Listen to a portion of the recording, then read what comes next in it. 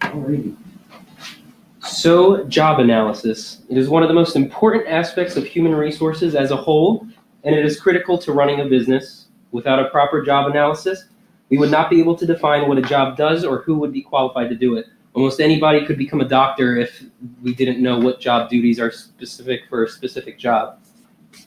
Now, what is a job analysis? It's a process that determines the important tasks of a job that involves the human attributes necessary to perform the job as well. Basically, we're looking to define what separates one job from another and what type of skills are needed to be able to perform that job. It can be done by the HR department or by an outside contractor. So CASOs, not that CASO.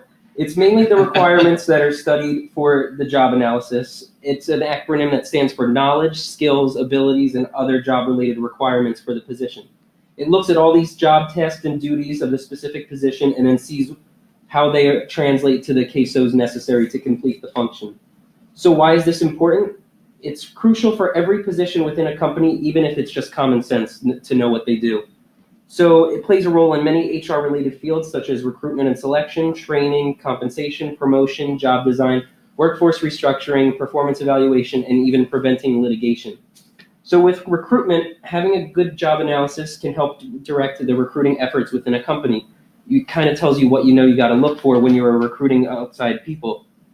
So you can target the recruiting efforts to specific candidates instead of having to look at everybody for the thing. You can narrow down the pool more. So for example, if a job is on the more technical side, like for an engineer, you would be looking for groups of individuals that meet the requirements for the job. Like perhaps it's a knowledge-based thing, such as having a bachelor's degree in engineering, or even having a year of experience that would be necessary for the job. So now with selection, once we determine the attributes needed to perform the job, we can design certain assessment techniques that we can actually use to screen the potential candidates for these specific attributes that we're looking for. So basically, we're trying to figure out the ways that we can measure them. We could basically look at specific interview formats or different questions that will highlight the knowledge or experience that we are looking to find for someone to fit the job. Now with training, job analysis shows us what types of things need to be brought up in the training, the content and the subject matter, and it also determines who needs to be trained in what. For example, if somebody is working in a warehouse, they're a lot more likely to need forklift training than somebody who works in an office. That's just kind of common sense. And with compensation, the job analysis actually helps set the standards for compensation by looking at what the major performance components and expectations for each job are. So basically, we're looking to see what, if the job is worth more for the company, you will be better compensated for it. Now, there's also compensable job factors for each of the jobs. Now, this might involve the skills and education, the responsibilities, or even working conditions for the job. That's why supervisors get paid more for their job because they have more responsibilities, and that's why people in dangerous positions like coal miners get paid more because of the harsh conditions that they work in.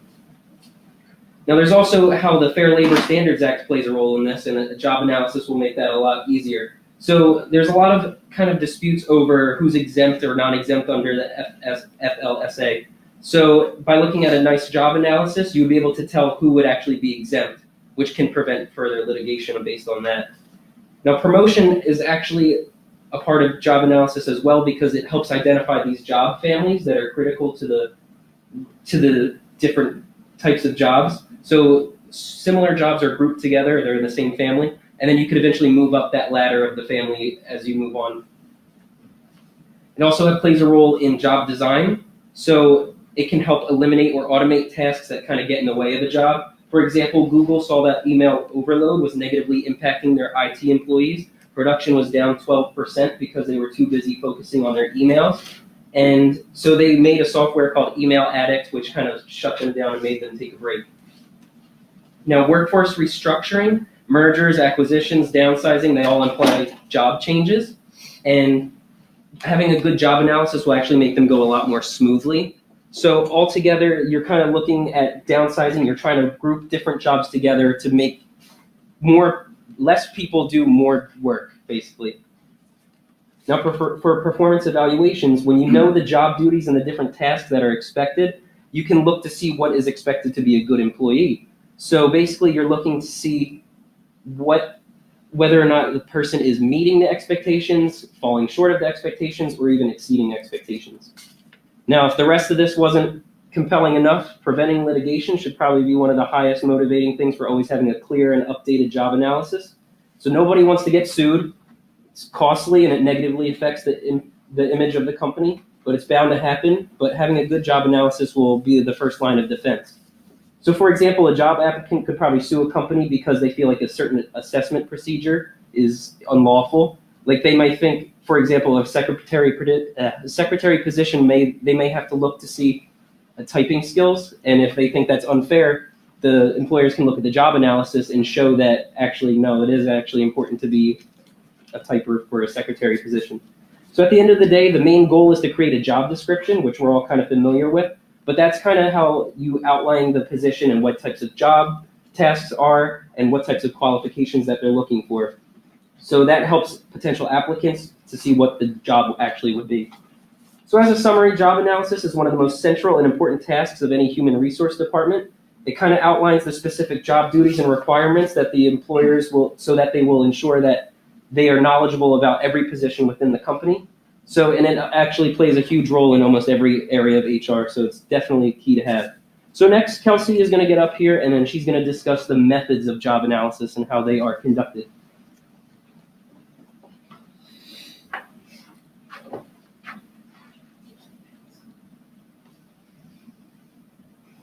Hi, I'm Kelsey.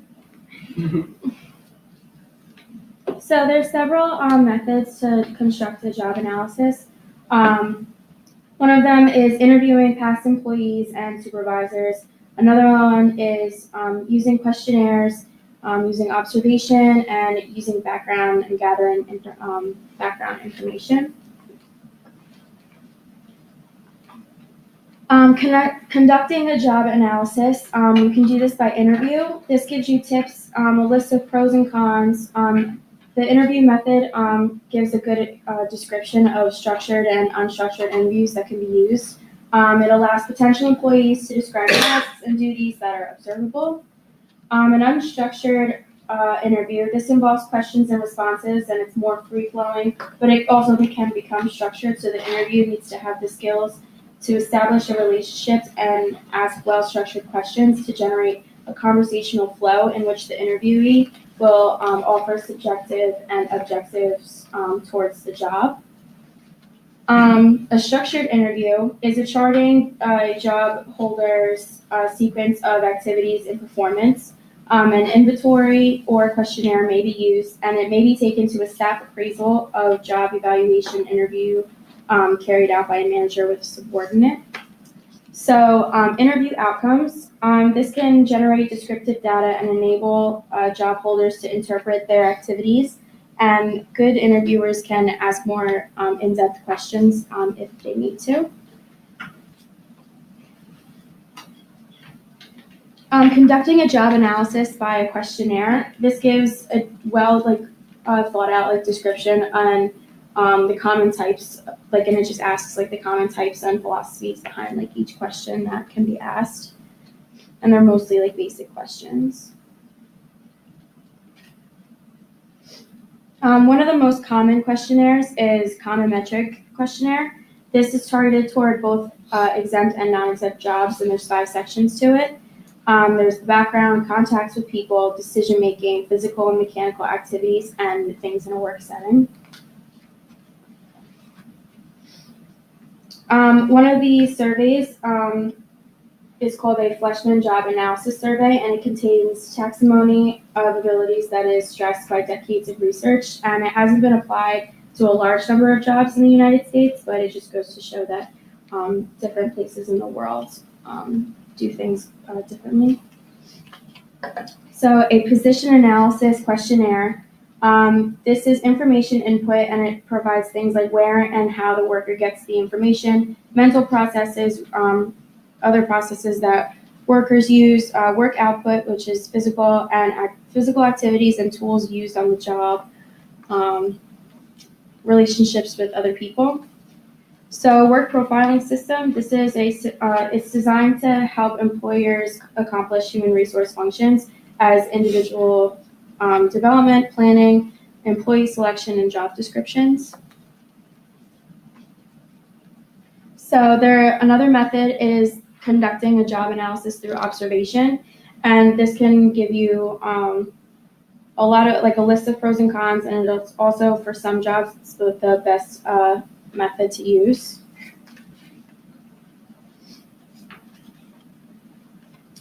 So some jobs, and like I said before, observation is probably the best method to use, because some jobs there's one way to do a job, and if you can't do it, then that's not really the best thing.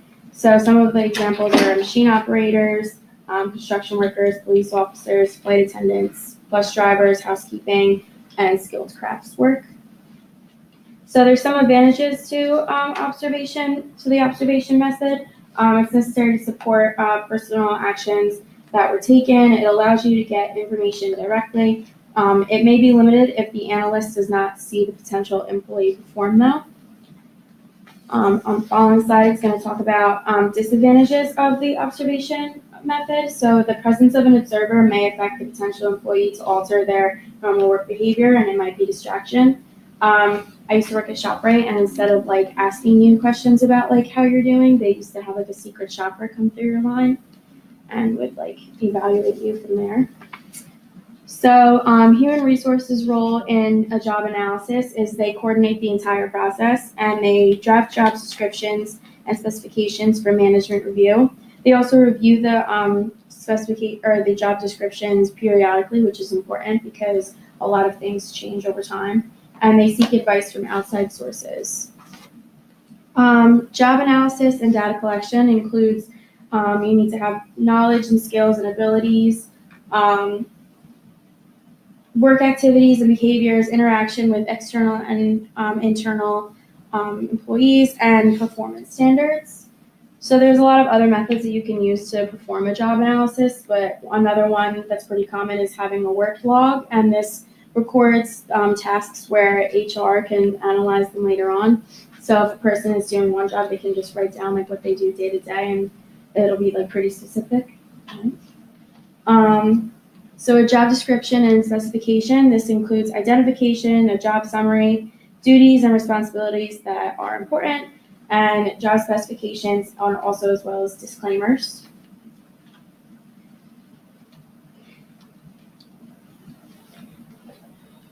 So in summary, a lot of methods do have advantages and disadvantages, and you just depending on the job, you just have to decide which method will be the best for whatever job that you're seeking. And next, Haley will explain the characteristics of a good job analysis.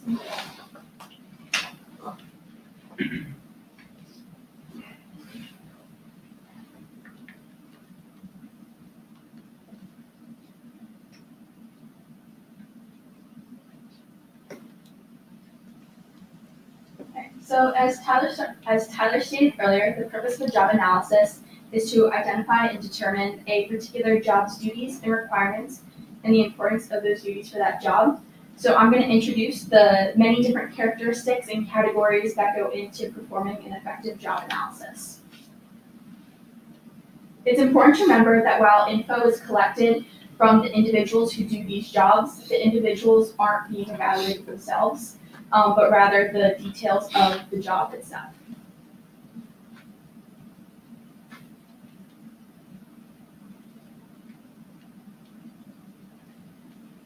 One thing that's analyzed is the job's responsibilities and the functions an employee is accountable for. Typically, these duties are grouped under 7 to 10 headings, and they should be written in a specific and concise manner, and they should explain what work is done, how it is done, and why it is done. The responsibilities should also be listed in a logical sequence. For example, they should be listed in exact order of performance or the order of importance. They should also begin with action words such as operates, schedules, advises, and this helps to emphasize the activities of each job.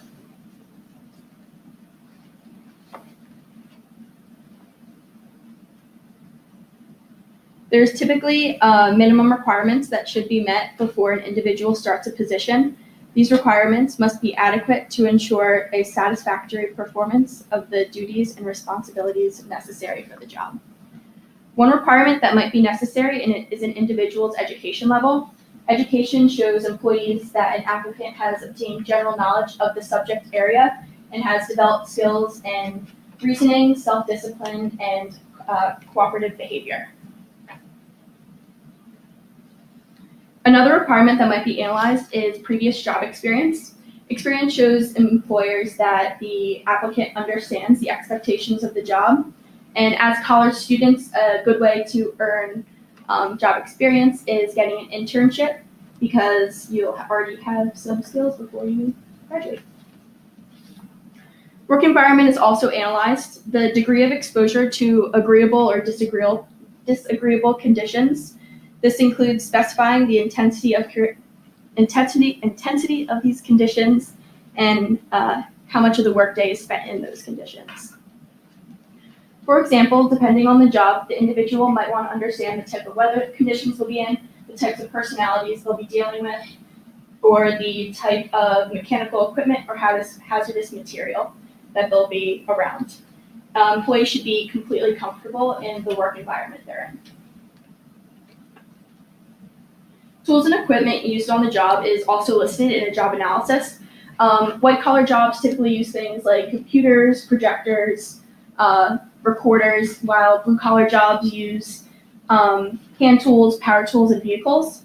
And some of these equipment might require specific clothing, licenses, or certifications. Some positions have physical demands. That should also be clearly stated so someone is prepared and can decipher whether or not they'll be able to physically perform the job's duties.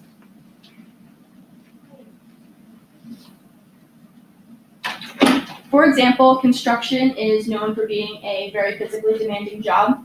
Carpenters and drywallers must be able to lift sheets of plywood, wallboard, and hold them up, be able to apply them with nails and screws. They're in extreme weather conditions because they don't have any lack of coverage. And a major part of a job is the people you're working with.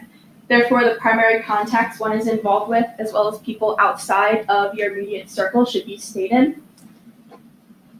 The supervision one gives and receives is also explored. If the position is one where you're responsible for others, the types of duties and tasks you should be giving to other people should be directly stated.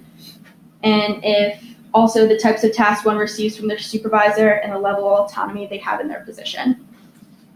While knowing what tasks are given and received is essential, it's also important to know how these tasks are communicated, whether it's through email, verbally, or online task boards. A task can't be completed if the receiver does not know who or where it should be coming from. Workplace culture may also be analyzed. It encompasses the values and behaviors that contribute to the unique social environment of an organization, the tone that people speak to one another, company traditions, the way common areas are used, and workplace culture. It's not something that's learned, it's something that becomes natural after a while. So even though conducting a job analysis is tedious work, the benefits outweigh the costs, as Tyler was talking about earlier. It helps with organizational structure, recruitment and selection, performance appraisal, upon many other things. For example, when employers conduct a performance appraisal, they're studying in detail the performance of the individual. By comparing actual performance to the standards set by the organization on the job analysis, personnel activities like promotions, incentives, and corrective actions are already decided.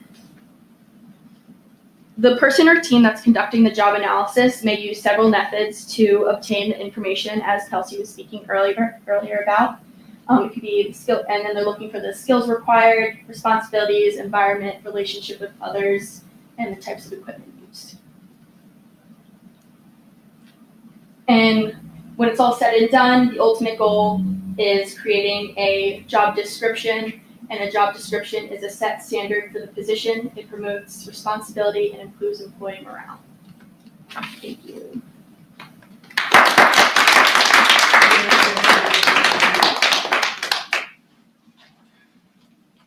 So, as you all probably know by now, I write some notes on your presentation on the back inside of the card, and the score, it's there as well. You can Mel back in. Thank you very much. Well done. Welcome, Dr. Rowe in the back. In case I get thirsty while I'm talking up here. So. All right, it's kind of a sleepy day, so let's do a couple things a little bit different. I want everybody to write 3 things about job analysis over here. It can be from the HR class that you've taken before. It can be from the presentations today, and it's going to provide an outline for me to talk about job analysis. You might say things like, it's the DNA of human resources, it's used for these things. You might talk about SHMEs, just come up here, I'll link markers. And then 3 things over here, and just write them all over the board, right? Presentation. So 3 things about presentation: need to move, watch your words, movement, voice, eye contact. So brainstorm over here, everybody write at least 3 things on each side, okay? Come on up, I'll get markers.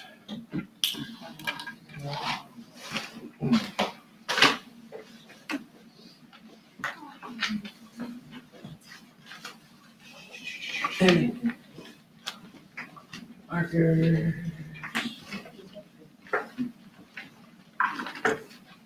Solano.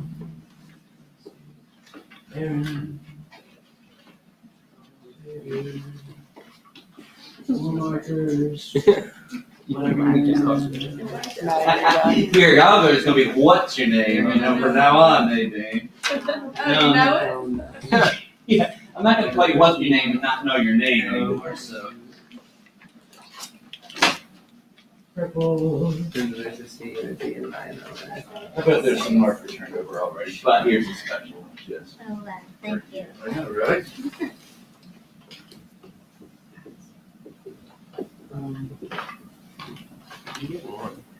Jerry, did you get your tag? No. There.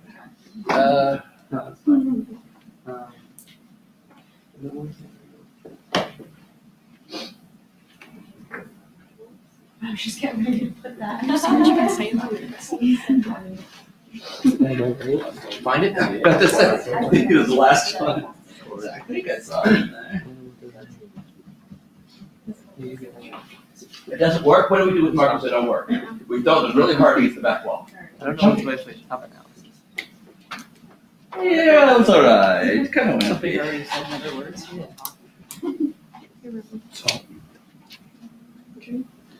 Yeah, put them in the orange bag when you're done. Oh, I forgot to turn You the need this. recorder duty off.